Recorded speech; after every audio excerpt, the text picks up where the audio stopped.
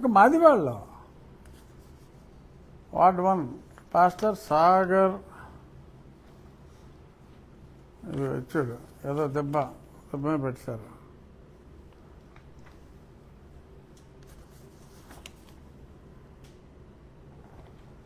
ఇవన్నిటికి ఏలియా చర్చ్ అట్టది, ఇలా ఎన్నో.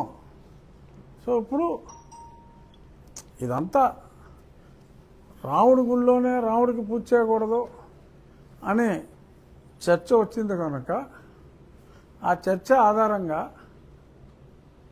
ఎన్ని చర్చీలు గలవు, ఆ చర్చీలకు ఎన్నిటికి అనుమతి కలదు, అనుమతి లేని చర్చిల్లో ప్రార్థన చేయవచ్చా అని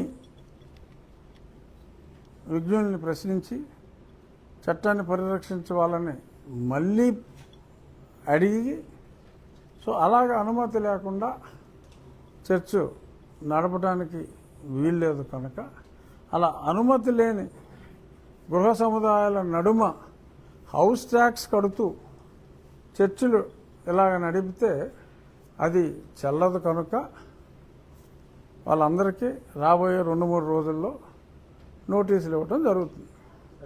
సో దీనికి నీల్ కుమార్స్ మళ్ళీ బాబో వాయో ఏదో చేస్తున్నాడని కేకలు వేసుకుంటే వేసుకోవచ్చు.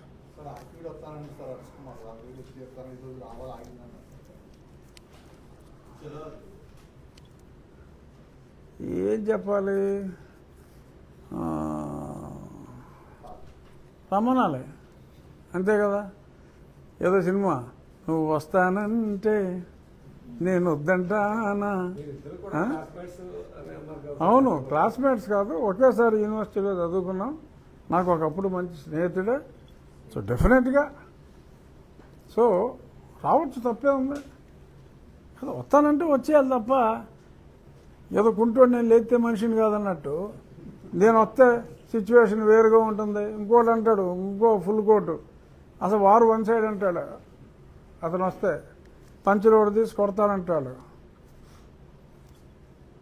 రా,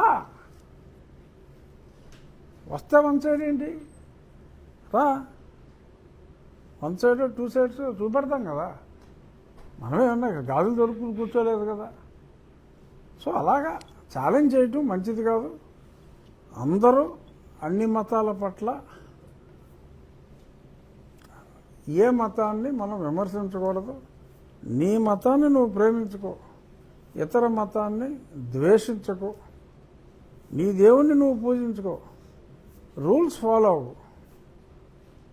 మా దేవుణ్ణి కూడా మేము మా దేవుడి ప్రాంగణంలో కూడా పూజించడానికి వీల్లేదు అని అన్నప్పుడు మరి ప్రశ్నించవలసిన ప్రశ్నలు ఇప్పుడు నిన్న మొన్న సోషల్ మీడియా చూసారా, నాది ఒక బిట్టు 8,20,00,000 నిన్న మధ్యాహ్నానికి 8,20,00,000 వ్యూస్ ఇన్ ఆల్ 4-5 ఫార్మాట్స్లో, ఒక 12 సెకండ్ల వీడియో. ఎందుకు వచ్చింది అవేర్నెస్?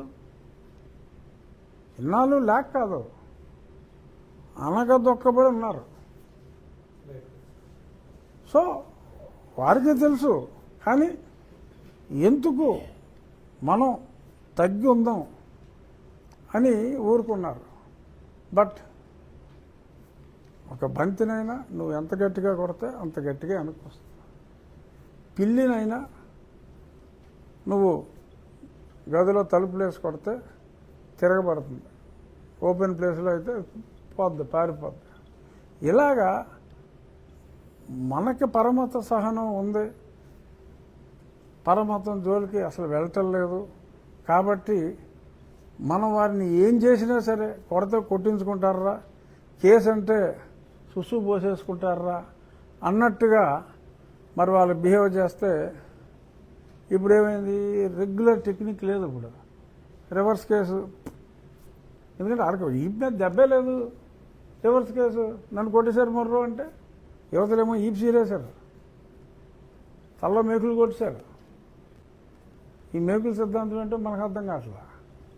సో ఎంత దారుణంగా శారీరకంగా నీ గుడికి నువ్వు వెళ్తే కూడా హింసిస్తే ఒక ప్రజాప్రతినిధి కంట్లోనే కారం కొట్టి ఏదో చెయ్యాలని చెప్పి ప్రయత్నం చేస్తే చూస్తూ ఊరుకుంటారు.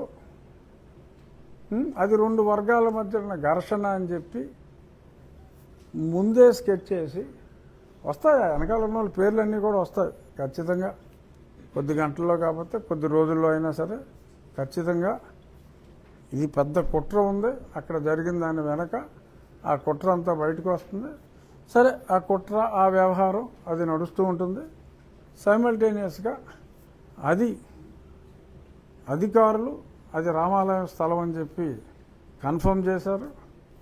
ఈ నీలి కుమారులకు ఎవరికైనా అబ్జెక్షన్ ఉంటే అది వాళ్ళ సొంత స్థలం ఏదన్నా అయితే వాళ్ళ అబ్జెక్షన్ని వాళ్ళు తెలియజేసుకోవచ్చు. తహసీల్దార్ గారికి ఈ స్థలం నాదండి అని చెప్పి చెప్పుకోవచ్చు. తహసీల్దార్ గారు ఇదే రికార్డు మనకిచ్చిన రికార్డే వాళ్ళకు కూడా ఇవ్వడం జరుగుతుంది. సో ఖచ్చితంగా అక్కడ ప్రజల సహకారంతో రాముని గుడి అక్కడ ఉంది కాబట్టి గతంలో అక్కడ రాముని గుడి నిర్మాణం హిందూ భక్తుల అభిమతం మేరకు ఖచ్చితంగా అక్కడ జరుగుతుంది. త్వరలో మంచి ముహూర్తం చూసుకొని మొత్తం ఒక హిందూ మతోద్ధరణలో ప్రముఖంగా ఉన్న స్వామీజీ గారితోనే వారిని ఆహ్వానించి అక్కడ సశాస్త్రీయంగా శంకుస్థాపన చేసి వేగవంతంగా ఆ దేవాలయాన్ని పూర్తి చేయడం జరుగుతుంది. టోటల్గా ఈ ఎపిసోడ్లో జరిగిన దాంట్లో ఈ గొడవ శ్రీరామనవమి మొదలుకొని ఇవాటి వరకు దీంట్లో ఎంతమంది కన్వర్ట్ అయ్యారు దాని మీద మీరు ఏమన్నా నివేదిక తెచ్చుకున్నారు సార్? ఎంతమంది మత మార్పిడి జరిగింది? అంటే రికార్డు ప్రకారం లెస్ దాన్ 2% అండి. అఫీషియల్ రికార్డు ప్రకారం. ప్రాక్టికల్గా ఇక్కడున్న చర్చల ప్రకారం 23 నుంచి 24% అయితే ఉన్నారు. అందులో అన్య కులాలు ఉన్నారు. కాబట్టి దానివల్ల ఈ ఎస్సీ కేసులు పెట్టి హక్కులు వాళ్ళు కొత్తగా వచ్చేది లేదు. ఎందుకంటే వాళ్ళు ఇతర కులాల బీసీలు ఉన్నారు, రాజులు ఉన్నారు, అన్ని కులాలు ఉన్నారు, కాపులు ఉన్నారు, తూర్పు కాపులు ఉన్నారు, మతం మారిన వాళ్ళు. వారు ఎలాగో కేసులు పెడతానికి లేదు, వాళ్ళకి రిజర్వేషన్లు లేవు.